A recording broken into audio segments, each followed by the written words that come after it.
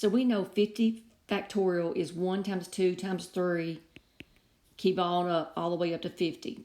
So I'm going to write this out.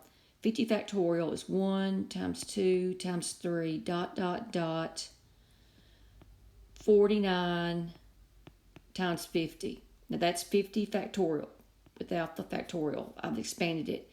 And then 49 factorial is 1 times 2 times 3 all the way up to 49.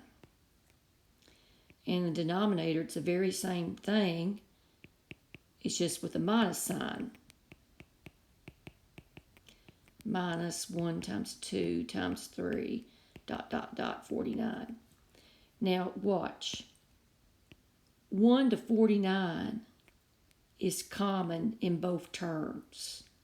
So I'm going to factor that out. I'm going to factor out a 1 times 2 times 3 dot dot dot 49 from both terms. If I factor this out, I'm left with a 50 plus, and then if I divide that by 1 up to 49, that's going to leave me a 1. Okay? And the denominator, you got 1 times 2 times 3 up to 49, 50 minus 1. So the answer is going to be 51 over 49. And just to make sure you understand that 1, let's say on the side of my paper I had, 4x plus 2.